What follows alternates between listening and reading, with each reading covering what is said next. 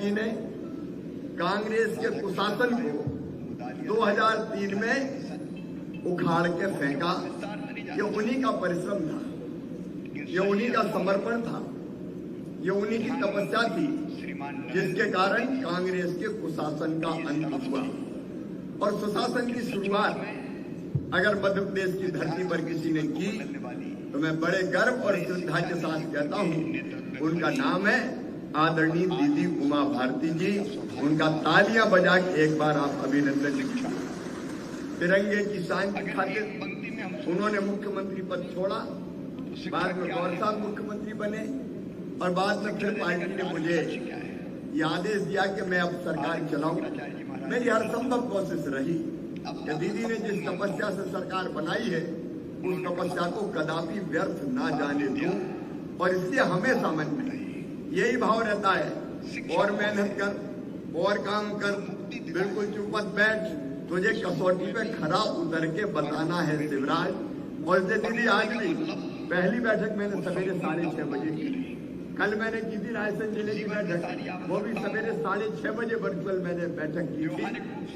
संकल्प यही है कि मध्य प्रदेश की जनता की तकदीर बदले, जनता आगे बढ़े, इसके प्रयास करते रहना। उसमें दिनों रात हम लोग लगे हैं। बहुत से काम अभी हुए हैं, उनके विस्तार में जाने की आज आवश्यकता नहीं है। आज जो बेगमगंज क्षेत्र में, सिलवानी क्षेत्र में जो विकास के काम देखने मिल रहे हैं, आप ईमानदारी से जानते हैं कांग्रेस ने तो कभी ये काम नहीं किए। आपसे पूछ रहा, बताओ कांग्रेस ने किए थे क्या? जोर से बताओ, किए थे क्या? चारों तरफ कई काम हुए हैं अब, लेकिन रामपाल जी हैं कि मानते ही नहीं है। अब ये भी दे दो, इतने प्यार से मांगते हैं। अब आपने दीदी मिठाई का रमाकांत जी को, ये भी रसगुल्ला से कम नहीं है।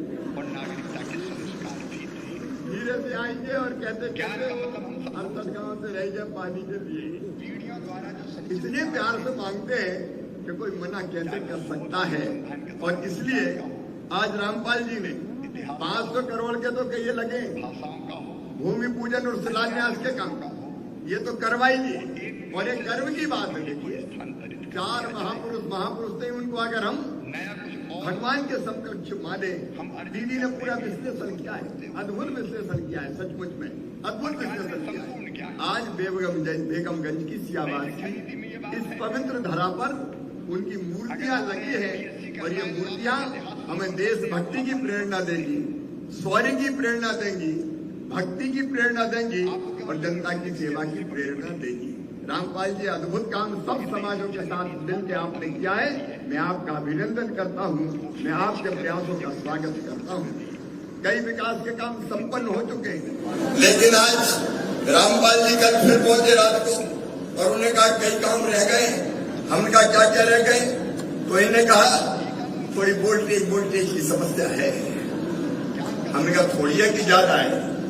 बोले अगर आपने सब स्टेशन दे दिए तो वोल्टेज की समस्या हल हो जाएगी। और इसलिए आपने दुर्गानगर, बड़गवा और सिलवानी तहसील के सालाबरू में विद्युत सब स्टेशन की मांग की है। हम तत्काल रामपाल जी की पहल पर बिजली की व्यवस्था ठीक करने के लिए ये सब स्टेशन बनाएंगे, लगाएंगे। आपने फिर कहा बेगमगंज नगर में खेल परिसर का निर्माण होना चाहिए। होना चाहिए कि नहीं होना चाहिए? ऐसे नहीं, जरा बोलो तो, होना चाहिए कि नहीं? और ये 7 एकड़ भूमि आरक्षित है, कलेक्टर यहाँ पे 7 एकड़ जमीन आरक्षित है ना खेल परिसर के लिए। और ये बेगमगंज में खेल परिसर की स्थापना की जाएगी ताकि हमारे बच्चे ढंग से खेले कूदे, उनका शरीर भी स्वस्थ रहे और वो तेजी से आगे बढ़ सके। ये भी हम रामपाल जी ने बड़े प्यार से कहा है, तो बच्चों के लिए कैसे मना कर सकते हैं? आपने ये भी कहा, और ये देखो कितने चतुर है, आचार संहिता लगने वाली उसके पहले का पहले ही आ जाओ। और आते ही कहा कि ज्यादा नहीं, 1-1 करोड़ रुपया तुरंत बेगमगंज को भी दे दो और सिलवानी को भी दे दो आचार संहिता के पहले। तो ये 1-1 करोड़ रुपए की राशि दोनों नगरों के लिए भी स्वीकृत की जाती है ताकि जहाँ कोई छोटे मोटे बच्चे काम हो वो काम भी पूरे किए जा सके। आपने एक बात और कहिए, मैं उसका परीक्षण करवाऊंगा कि बेगमगंज में और नगर परिषद सिलवानी में बरसों से गरीब झुग्गी और कच्चे मकान बनाकर रह रहे हैं, उनके पास आवास का पट्टा नहीं है। अब ये जमीन का फॉरेस्ट डिपार्टमेंट की नोयत की दिक्कत है, नोयत परिवर्तित करना पड़ेगा। देखो भाई, हमारे प्रधानमंत्री नरेंद्र मोदी जी, उनका भी संकल्प है, एक तरफ वैभवशाली, गौरवशाली, संपन्न और शक्तिशाली भारत का निर्माण। आज गर्व के साथ कहते हैं कि मोदी जी के नेतृत्व में भारत का मान, सम्मान और शान पूरी दुनिया में बढ़िए, तिरंगा शान से पूरी दुनिया में लहरा रहा है। दूसरा काम कहिए, लेकिन समय नहीं है गरीब कल्याण की योजना है। मोदी जी का भी यही संकल्प है और मेरा भी यही संकल्प है, कोई भी गरीब, देखो भगवान ने धरती सबके लिए बनाई, पानी सबके लिए बनाया, हवा सबके लिए बनाई, खदानें सबके लिए बनाई। हमारा संकल्प है कि मध्य प्रदेश की धरती पर किसी गरीब को रहने की जमीन के बिना नहीं रहने देंगे, सबके पास रहने की अपनी जमीन होगी। और इसलिए पट्टा देने का काम, एक और मैंने मुख्यमंत्री भू आवासीय अधिकार योजना बनी, उसमें कितने आवेदन आए हैं? 36,000 आवेदन आए।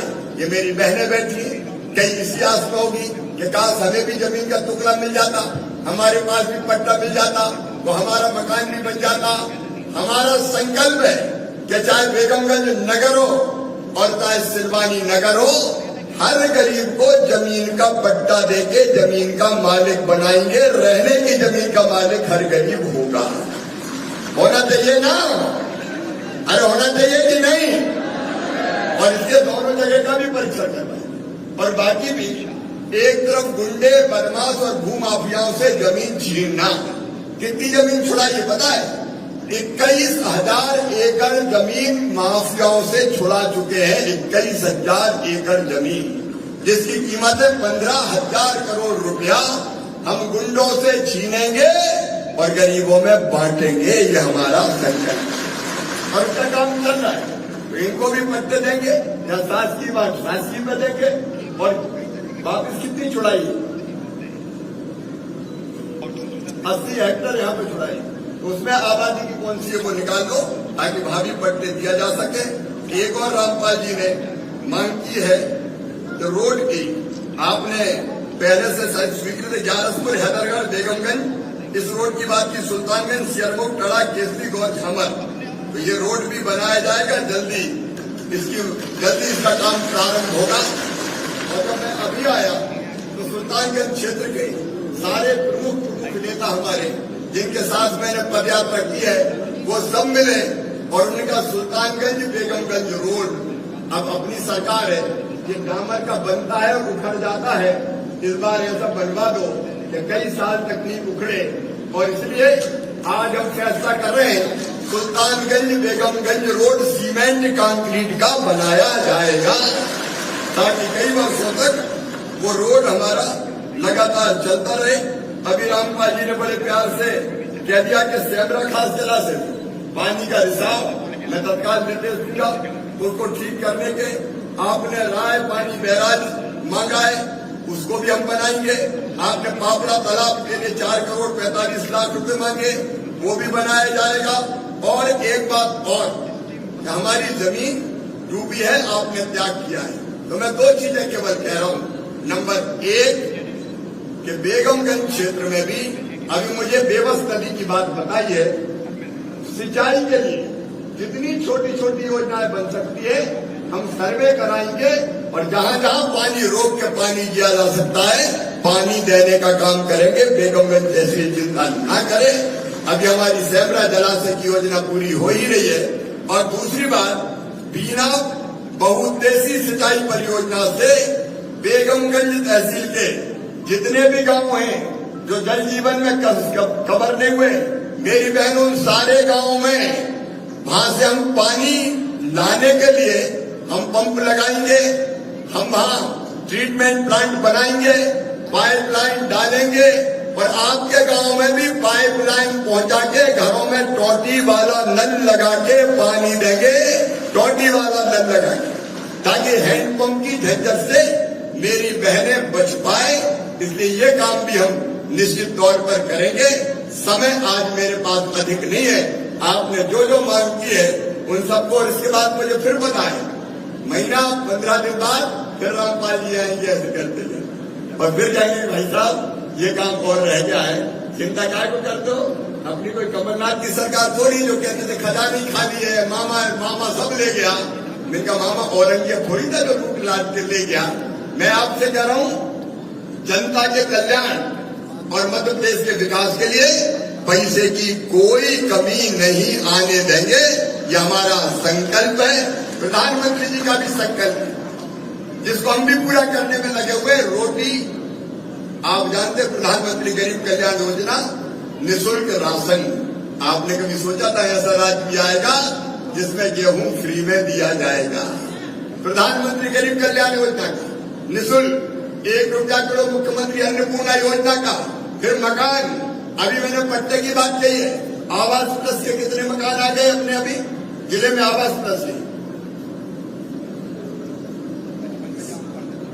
12,000 के तो किस्तें हम डालने वाले हैं, 12,000 मकान की, और लगभग 60,000 मकान बनेंगे मेरे बहनों और भाइयों। कोई बिना मकान के नहीं रहेगा, सबके पक्के मकान बनवाए जाएंगे, उसके लिए पैसा दिया जाएगा। तो 12,000 में ये देख लेना कलेक्टर साहब कहीं नीचे खा पी नहीं जाए, जहां स्वीकृत करवा दो, लिया 10,000। इसको बहुत ध्यान से देखना। और इसलिए हमने तय किया 28 तारीख को एक साथ पूरे मध्य प्रदेश में 7.5 लाख गरीबों को मकान का पैसा बनाने के लिए उनके खाते में सीधे डाला जाएगा। कोई इधर उधर भटकने की जरूरत नहीं है। तो रोटी हो, मकान हो, बच्चों के पढ़ाई लिखाई की व्यवस्था हो, तो चिंता मत करना, मामा है वो भी करवाएगा।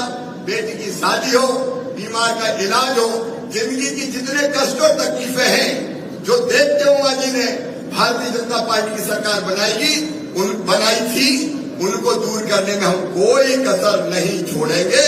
आप सबने स्नेहपूर्वक स्वागत किया, समय की कमी है, मैं आपको हृदय से धन्यवाद देता हूं और फिर आपको ये विश्वास दिलाता हूं कि क्षेत्र के विकास के लिए और जनता की समस्याओं के समाधान करने में हम कोई कसर नहीं छोड़ेंगे। मेरी एक अपील है आपसे, हमारी आंगनबाड़ियों में, मैं अभी परसों भोपाल में हाथ ठेला लेके निकला था, यहाँ भी हाथ ठेला लेके नौजवान मिल गए थे और मैं इनका बच्चों के लिए अनाज दो, खिलौने दो, आंगनबाड़ियों का सामान दो। लोगों ने ढेर लगा दिया और यहाँ भी ठेला सजा के रखा है। देखो सरकार का अपना काम है, लेकिन समाज की भी तो ड्यूटी है। मेरा किसान भाई भी बैठे हैं, व्यापारी भाई भी है, हमारे कई कर्मचारी अधिकारी भी है।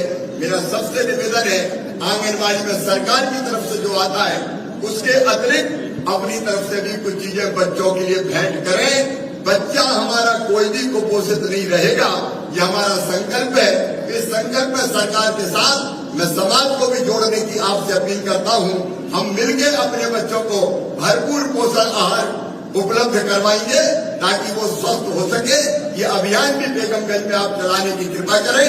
एक बार फिर दोनों हाथ जोड़ के आप सबको प्रणाम करता हूं। मेरे साथ बोलिए भारत माता